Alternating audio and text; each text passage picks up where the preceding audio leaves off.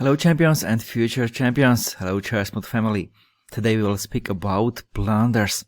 There are lots of reasons behind blunders and today we will speak about one of them.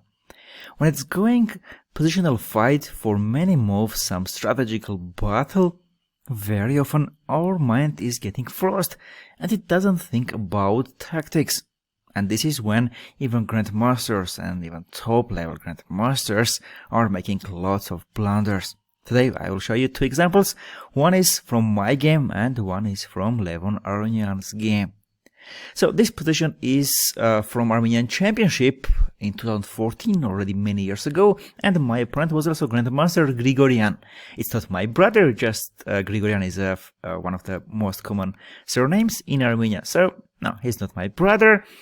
And here we had this position.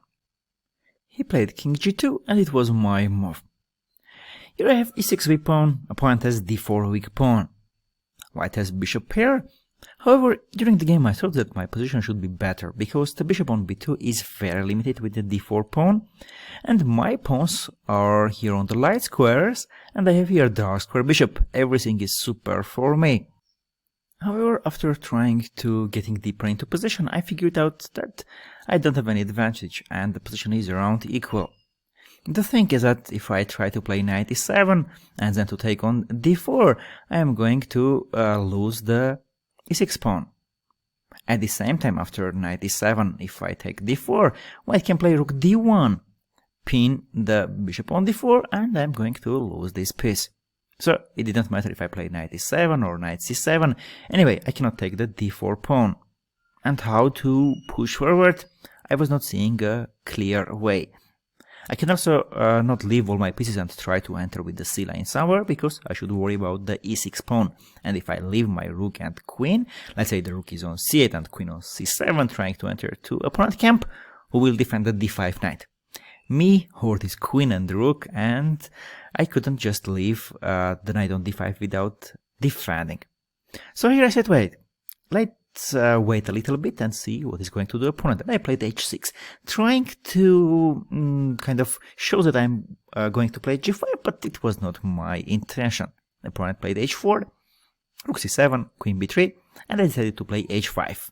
I put all my pawns on the light squares, opponent pawns gonna be in the dark squares, so in the future, if somehow we get to the endgame, my bishop will grab these pawns.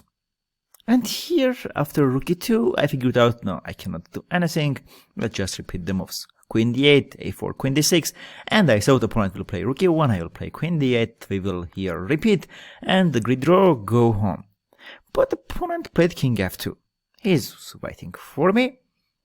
Bishop e7, so it's going some strategical, very boring battle, and look, battle, and look what happened.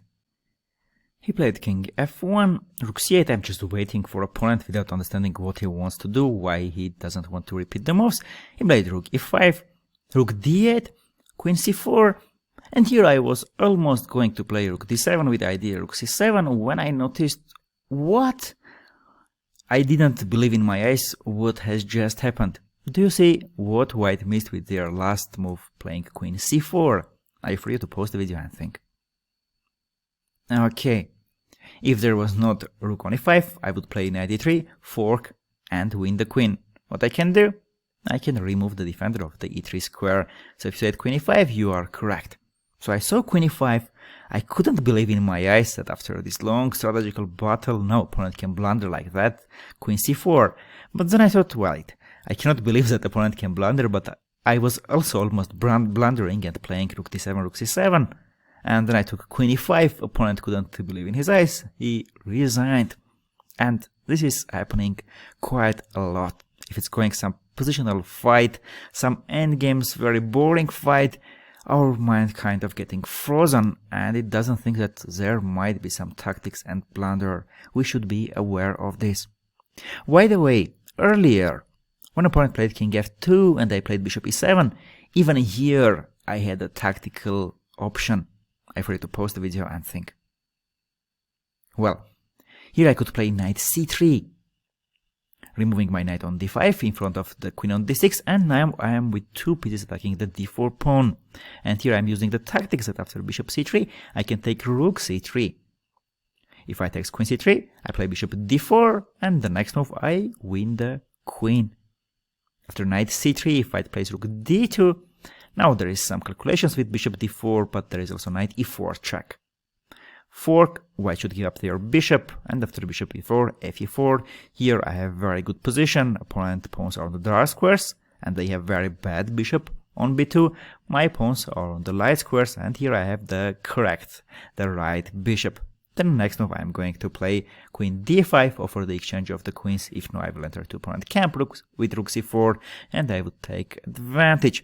However, during the game, I was thinking that it's strategical battle, no tactics there, and really I missed it and played bishop e7, and just after a few moves here, opponent missed and played queen c4.